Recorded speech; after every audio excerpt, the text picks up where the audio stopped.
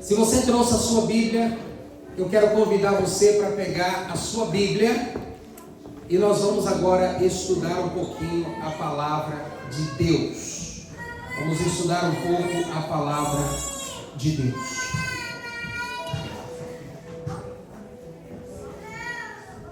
Qual o propósito? Qual o propósito de virmos a uma igreja? Qual o propósito de virmos a uma igreja? O propósito de virmos à igreja, primeiro, é para nós podermos oferecer. Diga para mim, eu vim à igreja. Eu vim à igreja para oferecer adoração a Deus. Adoração a Deus. Entendeu? Primeiro, o propósito de virmos à igreja é para oferecer adoração a Deus.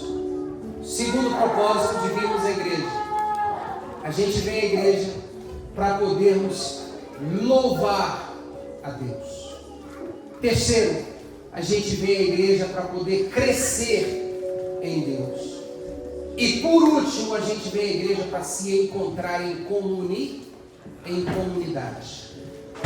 Então você veio aqui hoje e veio na esperança de voltar para casa melhor do que você veio, sim ou não? Sim. Você veio para voltar melhor.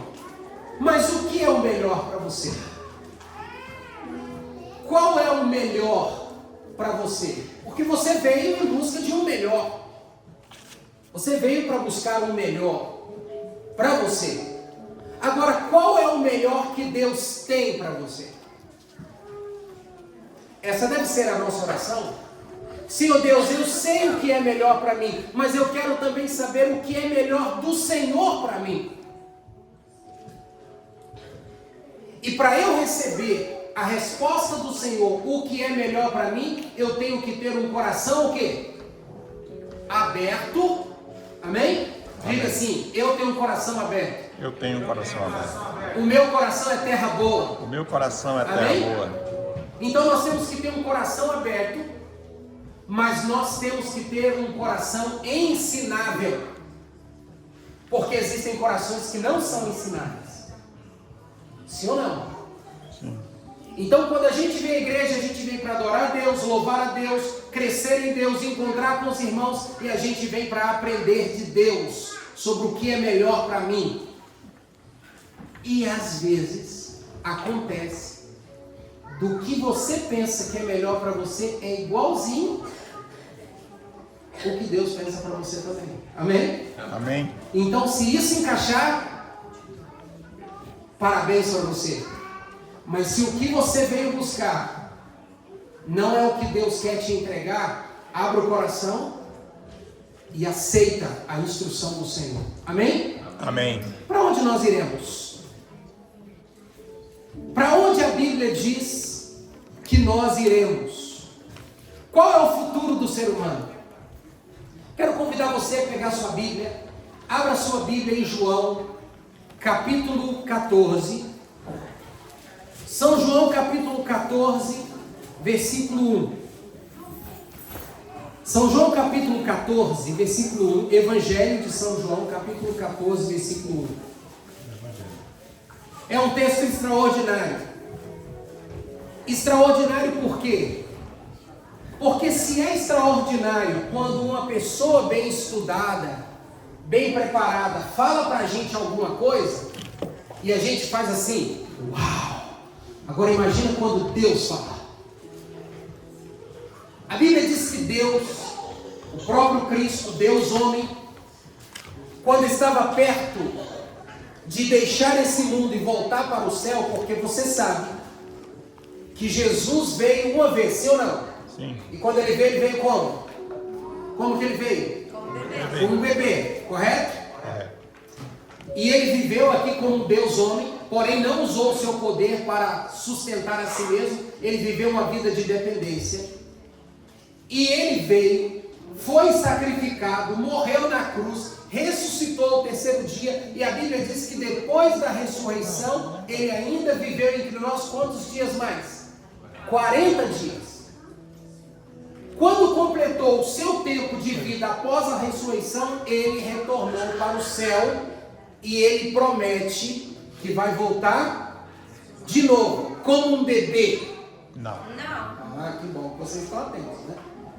Ele não virá mais como um bebê. Mas a Bíblia diz que ele virá como um homem pobre, um mendigo. É isso? Não. Também não. A Bíblia diz que ele virá pela segunda vez, porém agora como um rei. O rei dos reis, Senhor. o Senhor dos senhores.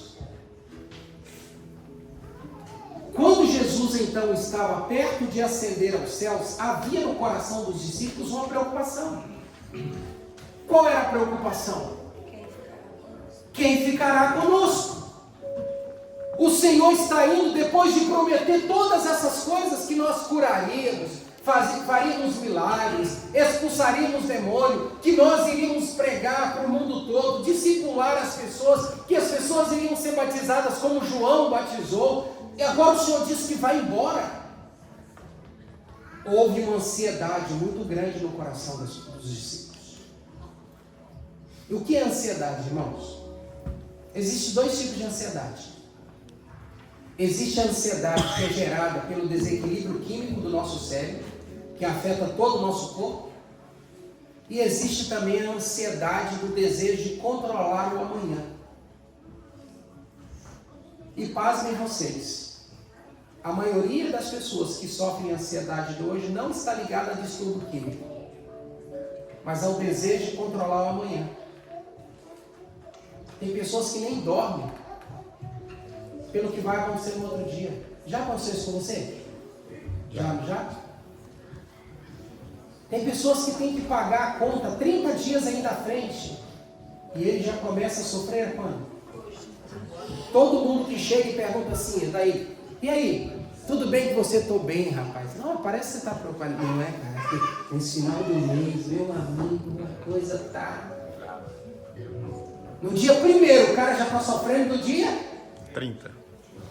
Aí o que ele está dizendo para ele? Eu não estaria assim se eu tivesse o quê? Dinheiro. O Controle. nas minhas mãos. E os discípulos estavam ansiosos. Estava errado? Não. Não. É pecado sentir ansiedade? Não. Porque a ansiedade faz parte de quê? De um conjunto de emoções. Certo? Se é distúrbio químico, você tem que ir ao médico. Agora, se não é, o que fazer? Porque a ansiedade que eles estavam sentindo não era química. Era porque Jesus havia dito que iria embora. E eles pensaram, o que será de nós? Então Jesus fez uma promessa. E talvez essa manhã você veio aqui à igreja achando que o amanhã está inseguro, achando que o amanhã não tem ninguém cuidando. Eu quero dizer para você que as boas novas dessa manhã é que Deus está cuidando Amém. do seu futuro. Amém. Mas você precisa confiar como os discípulos confiaram. Você precisa confiar como os discípulos confiaram.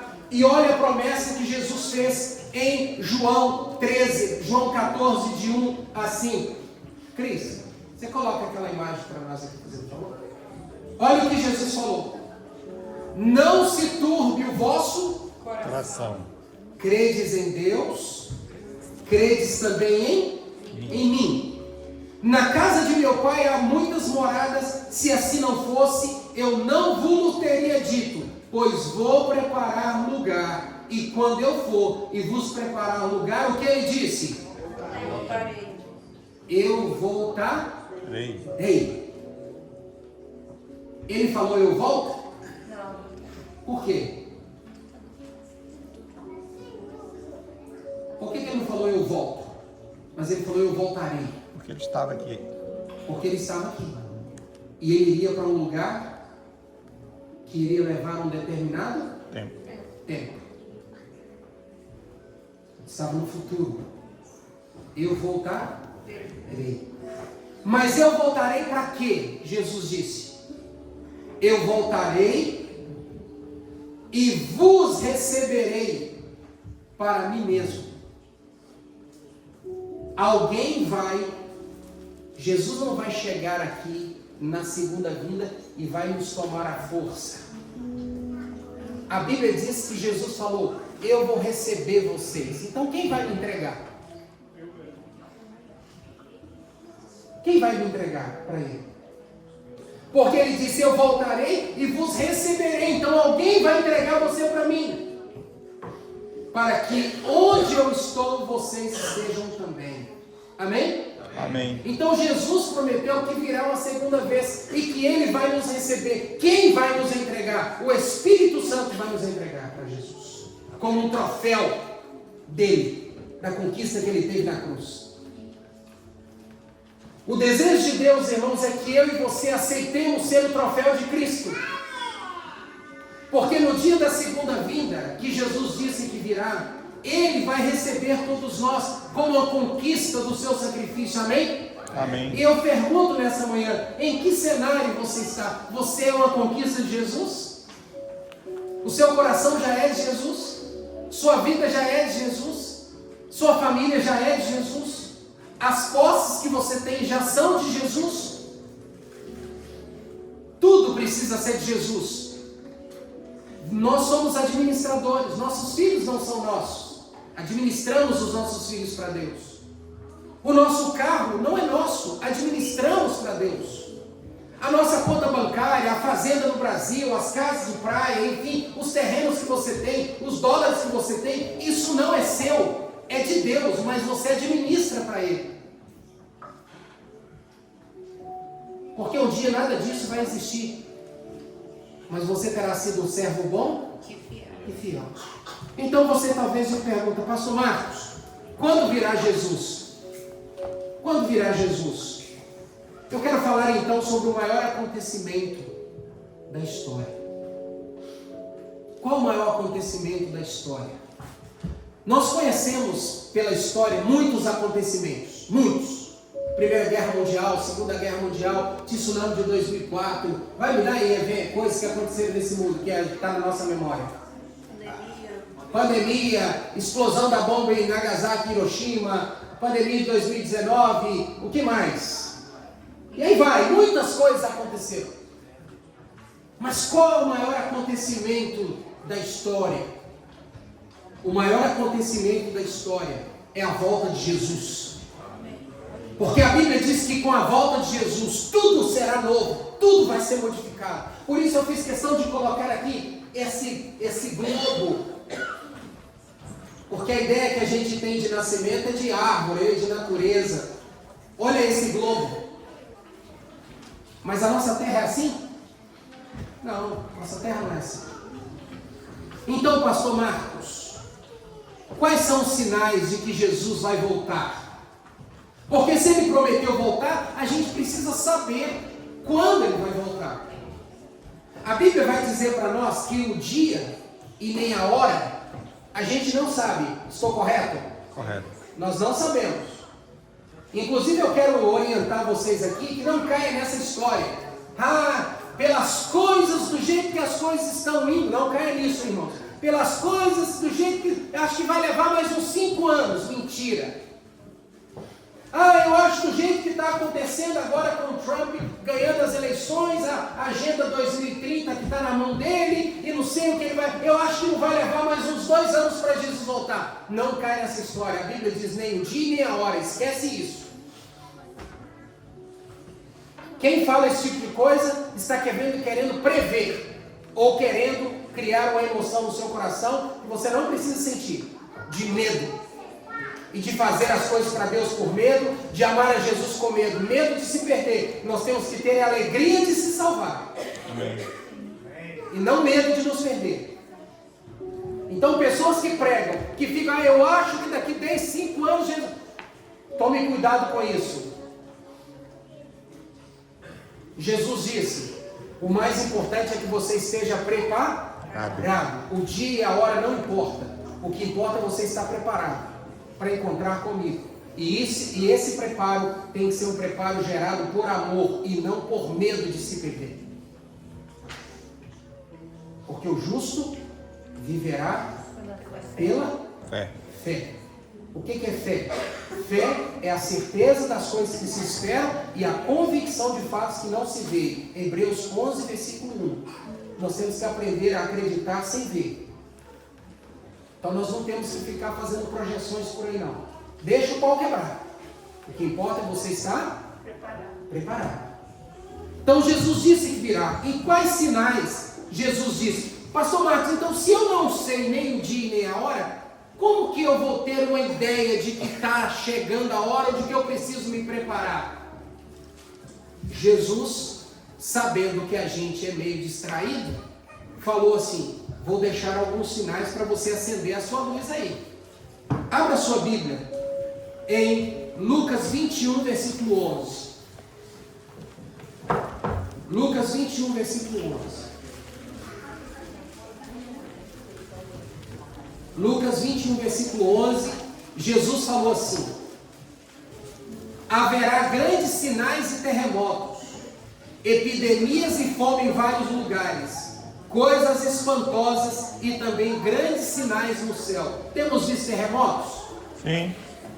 Vivemos pandemia? Sim. Epidemias? Sim. Tem fome? Tem. Então nós estamos vivendo em que tempo da história? O tempo do fim. O fim está chegando, certo? Que outros sinais Jesus falou? Mateus 24, versículo 12. Tem vários, mas eu quero usar apenas 3. Mateus 24, 12. Jesus falou assim: e por se multiplicar a iniquidade, o amor de muitos Esfriarão. Como é que está o amor hoje, Kaique? Está tudo aí? Tá ruim, né? Ah, tá bom. Com a Eduarda tá tudo 100%, né? Mas aí eu tô lá morando na minha casa, todo mundo lá quentinho, agora fui chegando, né? Casaco. Mas aí passa uma criancinha, e aqui tem isso, irmãos. Parece, acho que não tem não, mas tem. Tem crianças que não tem casaco para esperar o frio que está por lá. Tem pessoas aqui que ainda não tem cama, estão dormindo no colchão, no chão. Tem pessoas que não vão comer a comida que você comerá hoje, sabia disso? E aí eu pergunto, onde está o nosso amor? Porque a diferença, o contrário de amor não é ódio. Quem tem ódio de alguém aqui? Ninguém tem. Mas o contrário de amor não é ódio, o contrário de amor é a indiferença. Você está do meu lado, mas pouco Se importa. me importa. Jesus disse: quando eu estiver para vir, o amor se esfriará de quase todos. Isto é, o mundo estará indiferente para as necessidades dos outros. Porque o mundo estará olhando para quem? Para mim mesmo. O desejo de servir as pessoas terá se esfriado do coração do ser humano. Outro sinal que eu quero compartilhar com você: como estaria o mundo nos dias que antecederiam a volta de Jesus. 2 Timóteo, e esse sobre os sinais, esse é o último texto, 2 Timóteo 3, versículo 1 a 5. Por que esse será o maior acontecimento da história? Porque, irmãos, esse acontecimento ele vai mudar esse planeta. Eu vou mostrar para você. Mas como estaria o mundo antes da vinda de Jesus? 2 Timóteo 3, de 1 a 5, eu vou ler com você esse texto. E você vai ficar surpreso. E você vai dizer assim: meu Deus, é exatamente isso que está acontecendo. 2 Timóteo 3, de 1 a 5 diz. Vamos ler o versículo 1. Lê comigo. Sabe, porém, isto: nos últimos dias sobrevirão o quê? Tempos difíceis. Pois os homens serão como? Egoístas. Tem gente egoísta no mundo, irmão? Tem nada, né? Quase ninguém, né? Egoístas, avarentos. Tem gente avarenta? Tem patrão aí que poderia te pagar 22 a hora, amigo, mas ele vai te pagar 13. Porque ele é avarento. Ele só quer para ele. E o pior é que se você quiser ser igual a ele, você tem que passar. Ele diz: você tem que sofrer como eu sofri. Avarentos, jactanciosos, arrogantes, blasfemadores, desobedientes aos pais, ingratos, irreverentes, desafeiçoados, implacáveis, caluniadores, sem domínio de si, cruéis, inimigos do bem, traidores, atrevidos e infatuados, mais amigos dos prazeres do que amigo de Deus. O mundo tem esse tipo de gente hoje? Tem. Aos montes, né? Vou falar só para nós aqui, tá? Como é que é o seu coração? Algumas dessas coisas ali que eu li é presente na sua vida?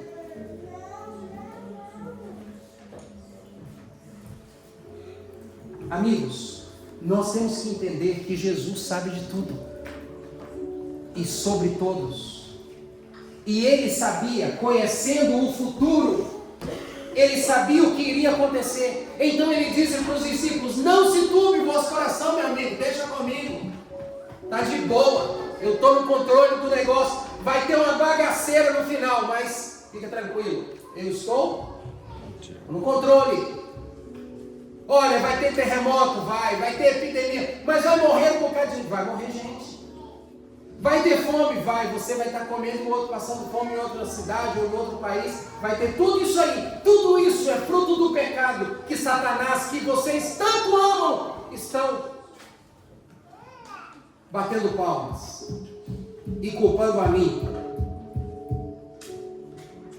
Porque é isso que Satanás faz. Hoje vocês viram aqui, o Kaique e o Eduardo viram aqui, o casal lindo com a bebezinha. Mas existem casais com 30, 40 anos de casado que estão se separando por traição. Quem foi que colocou esse espírito de traição no coração desse casal?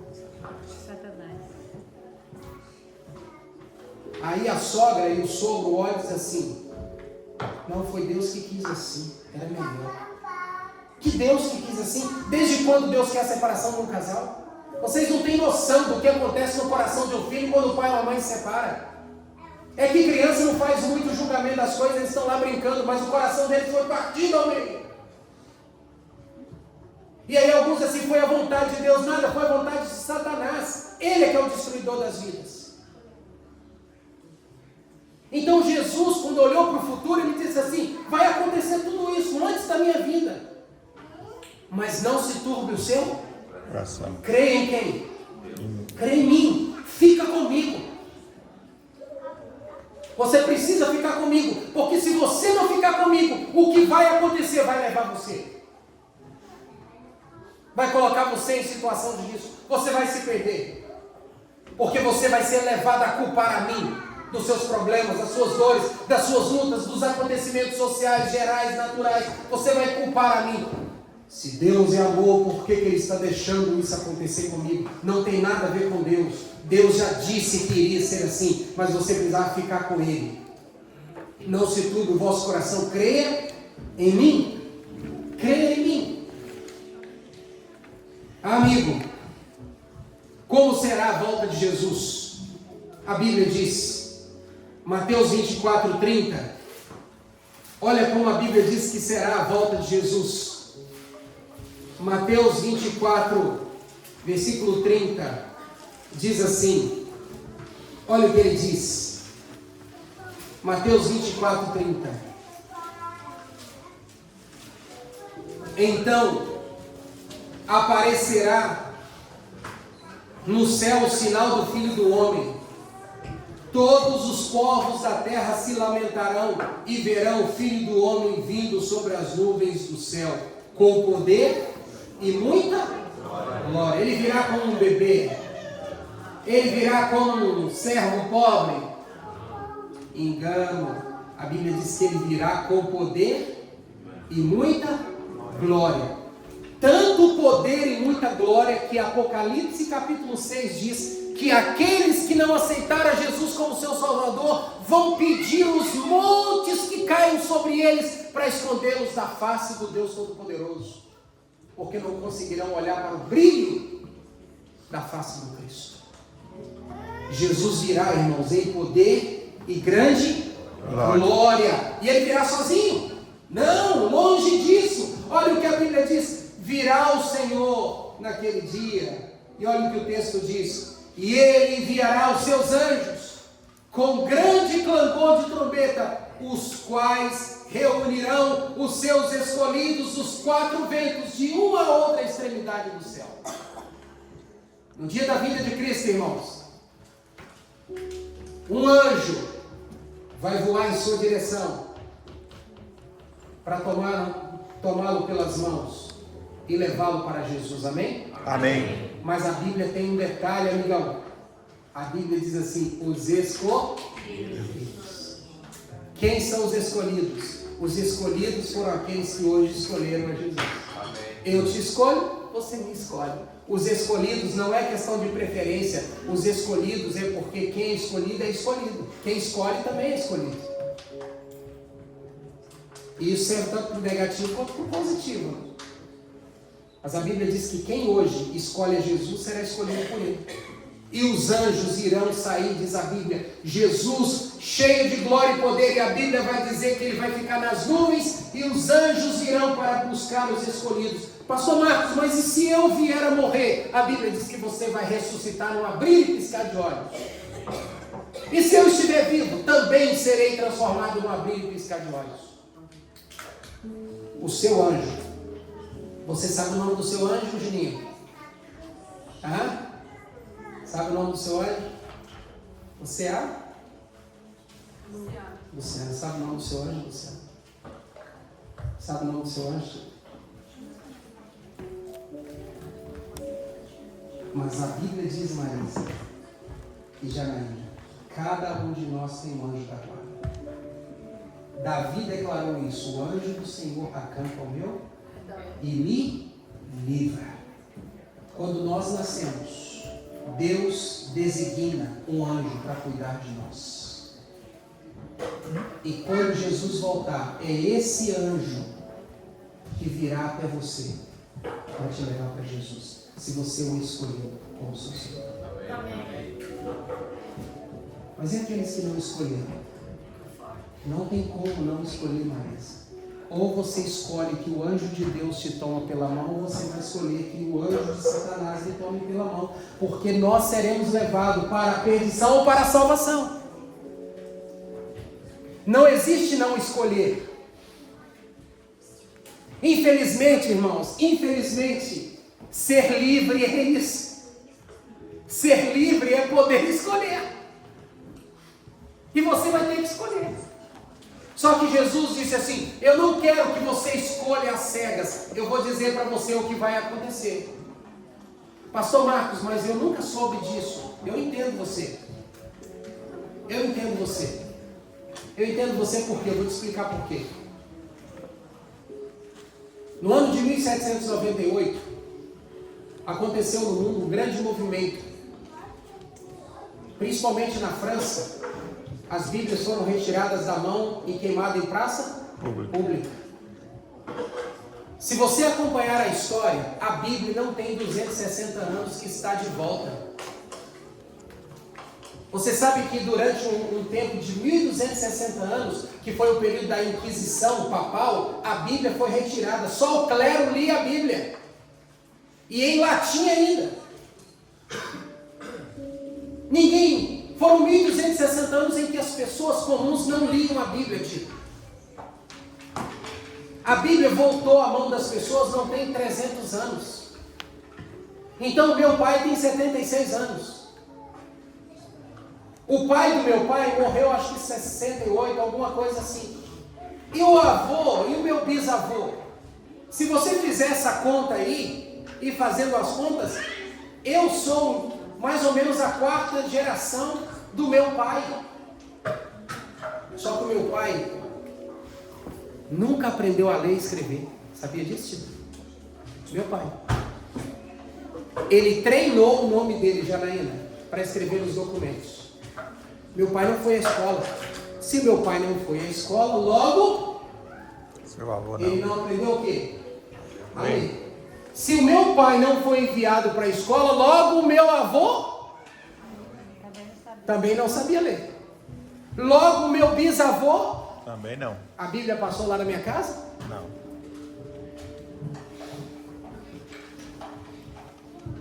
Por que muitas pessoas hoje não conhecem a Bíblia? Não é culpa sua de não conhecer. É porque é pouco tempo que a Bíblia voltou para a nossa mão. Só que tem muita gente que mesmo assim, sabendo ler, não lê. Por isso que quando eu estou pregando aqui sobre a volta de Jesus, que Ele virá em poder e grande glória, que Ele enviará os anjos para te salvar e te buscar, os escolhidos, você talvez esteja pensando, meu Deus, que coisas novas são essas que eu estou ouvindo? E eu não discordo, você é novo mesmo, porque tem muitas pessoas que não estão lendo a Bíblia. Porque nós temos uma história que nos ensina que a Bíblia é um livro para não ser lido. Mas a Bíblia é um livro que liberta a gente. Eu quero então caminhar para a minha conclusão. Mateus 24:30 diz que a volta de Jesus será visível e poderosa e Ele virá com anjos. 1 Tessalonicenses 4:16 e 17 diz que o Senhor vai dar a ordem com o som de trombeta e os mortos em Cristo vão ressuscitar primeiro. Mas nós que estivermos vivos seremos transformados e mortos ressuscitados e vivos transformados vão ser levados pelos anjos para encontrar com o Senhor. Isso está na Bíblia. A Bíblia diz em Apocalipse capítulo 1 versículo 7 que eis que vem com as nuvens e todo olho verá, até mesmo os que os ultrapassaram. Haverá libertação para todas as pessoas com a volta de Jesus. E no dia da vida de Cristo não será o dia de pedir perdão, será o dia de receber a glória da escolha que você fez. Porque essa escolha por Jesus a gente faz quando? Hoje. A gente faz hoje. É hoje que a gente escolhe Jesus. Pastor Marcos, o senhor está me chamando para aceitar Jesus como meu Salvador? É claro que eu estou. Porque eu quero que você seja salvo por Ele. Pastor Marcos, o senhor está dizendo que eu tenho que escolher a Jesus? Não, você pode não escolher Ele também. Mas eu te aconselho a escolhê-lo. Para que você seja escolhido. Pastor Marcos, então o que eu devo fazer para me preparar, para encontrar com Jesus? Porque o Senhor disse aí que o dia e nem a hora ninguém sabe, mas os sinais estão acontecendo e eu sei que estão. Então como eu devo me preparar? Como eu posso me preparar para encontrar com Jesus? Abra sua Bíblia. Abra sua Bíblia. Em Atos capítulo 3. Estamos caminhando então para a conclusão. Mas mantenha o seu foco em mim. E não deixe as distrações. Porque muitas vezes a bênção está quando? Está no final. E a gente não fica para o final. E começa a coçar o pé, né? E aí o estômago começa a doer. Mas mantenha firme aí. Atos capítulo 3. Capítulo 3. Deixa eu só me confirmar aqui direitinho, porque eu não quero cometer nenhuma falha.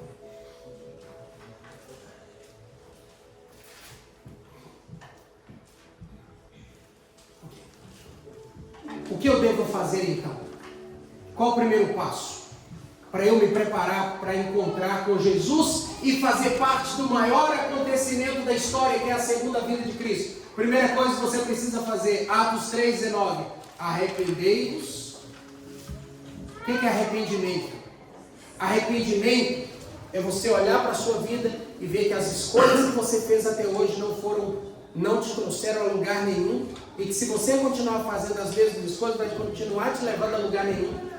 Então, se eu sou mau, agora eu quero ser bom. Se eu não digo eu te amo, agora eu quero falar que eu amo. Se eu tenho vícios, agora eu quero viver livre dos vícios. Arrependimento é você reconhecer que a vida que você tem não é a vida que Deus quer que você tenha.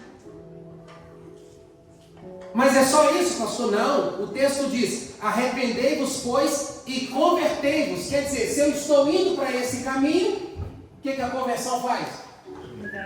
Eu mudo de quê? De direção. Pastor Marcos, mas tem tanta coisa na minha vida que eu preciso mudar. Começa hoje e vá gradualmente. Eu quero dar um conselho aqui para você. Nunca se converta a Cristo começando pela roupa.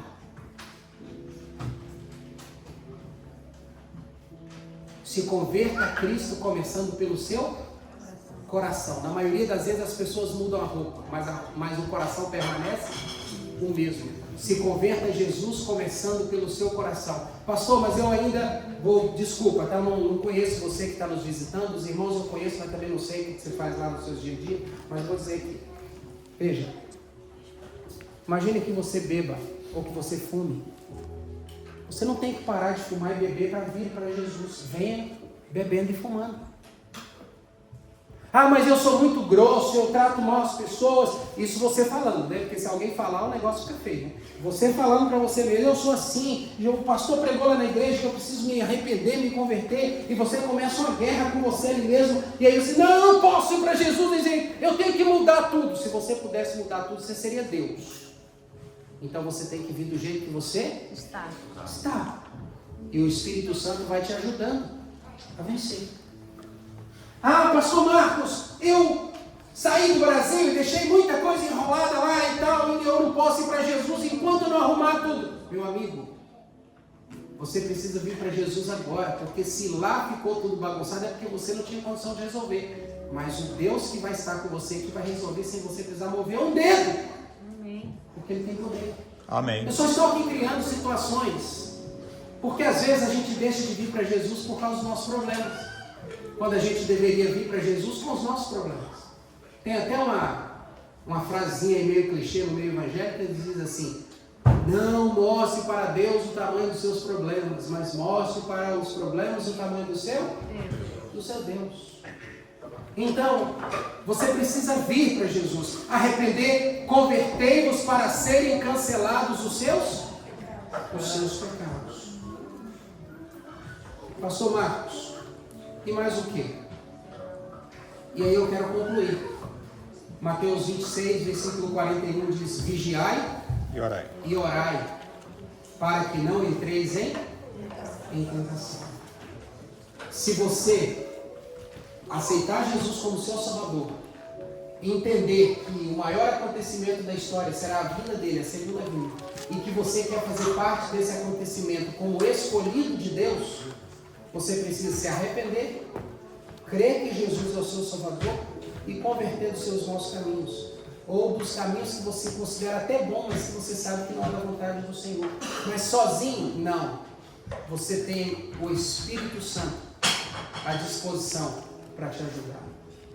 Mas você precisa começar a orar para não cair em tentação. O que é a tentação? É o ataque do diabo para você voltar a estaca zero, para você voltar a fazer aquilo que você prometeu que não queria fazer mais. Então você precisa orar, ler a palavra de Deus e se fortalecer todos os dias. Eu quero então fazer um convite a você. Quero fazer um convite a você para nessa manhã. Não sei se você já fez isso. Se fez, tem que reativar, tá? Porque muitas vezes a gente já aceitou a Jesus, mas está desativado. Entende? Às vezes a gente aceita Jesus, é convidado por um amigo, vai num culto em algum lugar, aceitou a Jesus, mas está desativada a aceitação, parou lá na igreja. E há outros que ainda não aceitaram a Jesus como seu Salvador. Aceitar a Jesus como Salvador não tem nada a ver em frequentar a igreja. É óbvio que, se você aceitar Jesus nessa manhã e quiser congregar conosco, quero saber que tem uma muleta para você aqui também. Tá bom? A gente vai se escorando, mas vamos avante. Tá bom? Você não vai estar sozinho. Tá? Você não vai estar sozinho. Até se curar e conseguir andar sozinho.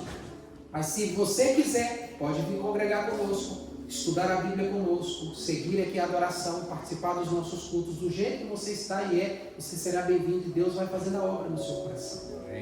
Amém. Mas aceitar Jesus não tem nada a ver em, eu aceitei Jesus ali, eu tenho que ir para aquela igreja, não tem nada a ver. Eu aceitei Jesus pela primeira vez, foi numa outra denominação, e hoje eu sou pastor de uma outra denominação. Então talvez você já tenha aceitado a Jesus um dia, está desativado, tem que ativar isso aí. Tem que ativar e começar a seguir. Mas se você não aceitou Jesus no seu coração, nenhuma vez, nunca levantou a mão, nunca ficou de pé na presença de Deus, declarando que Ele é o seu Salvador, eu quero fazer um convite para você fazer isso hoje aqui. Para você voltar para casa com a sua decisão ativada. Amém. Eu vou ser de Jesus. Amém. Eu quero estar naquele grande acontecimento. Eu quero que os anjos de Deus venham e me busquem, me escolham no dia da volta de Jesus. Eu quero ser salvo. Mas, Senhor Deus, tem tanta coisa na minha vida que eu sei que o Senhor não agrada. O Senhor pode mudar isso em mim? Eu vou orar, eu vou jejuar, eu vou buscar o Senhor, mas eu não tenho força. Eu te aceito como meu Salvador e quero ser salvo, mas eu tenho minhas lutas. O Senhor me ajuda? Ele vai te ajudar. Ele ajudou a mim. Ajudou mais alguém aqui? Sim. Ajudou. Alguém aqui bebia antes de aceitar Jesus? Alguém aqui fumava antes de aceitar Jesus? Alguém era nervoso aqui antes de aceitar Jesus? Alguém brigava na rua aqui antes de aceitar Jesus? Ei, Larissa, não dá será feio. Mas amém hoje, nova criatura, né? Segura aí, Juninho, mas é a nova mulher agora. Irmãos, olha, deixa eu dizer uma coisa para vocês. Talvez vocês olhem para nós, vocês que estão conosco hoje, que querem aceitar Jesus como seu Salvador, você que é membro da igreja, mas precisa reativar essa sua decisão. Pode dizer assim, ele está falando que a vida dele é fácil. Não, não é fácil. A vida de ninguém é fácil. Todos nós estamos na mesma jornada. Só que alguns estão aqui, outros estão aqui, outros estão aqui, mas todos nós estamos na mesma direção, na mesma jornada. Então aquilo que foi difícil para esse, em Cristo ele venceu. Se você vier com a mesma dificuldade, o que eu posso fazer? Eu posso te dar a mão para te ajudar. Mas é uma jornada. E a jornada que vai para o novo céu e a nova terra. Amém. Alguém aqui nessa manhã que gostaria de dizer assim, pastor Márcio, queria que o senhor orasse por mim. Eu quero aceitar Jesus como meu Salvador na minha vida. E eu quero aprender a amá-lo mais. Quero poder aprender a servi-lo. E eu quero tomar decisões na minha vida. Porque eu sei que Deus tem o melhor para mim. Alguém aqui nessa manhã que gostaria que eu orasse pela sua decisão? Pastor Márcio, eu quero que Jesus entre na minha vida e me dê o melhor que Ele pode me dar, porque eu quero viver essa experiência com Ele. Eu tenho um hino aqui na nossa igreja, que a gente canta, Cris, Nas Mãos do Oleiro, tem aí? Eu quero convidar você para a gente cantar esse louvor. Enquanto a gente estiver cantando esse hino, Nas Mãos do Oleiro, saiba que Cristo é o grande oleiro, que pega o barro, transforma o barro em um grande vaso. Se você deseja aceitá-lo como seu Salvador, ou reativar a sua decisão, enquanto a gente estiver cantando, se você quiser vir aqui no altar, eu vou orar com você. Se você quiser ficar sentado mesmo ou em pé, onde você estiver, só coloca a mão no seu coração e diga assim, Senhor Deus, eu quero reativar minha decisão. Senhor Deus, eu quero aceitá-lo como meu Salvador. E Ele vai ver, e Ele vai fazer a obra que é necessária na sua vida.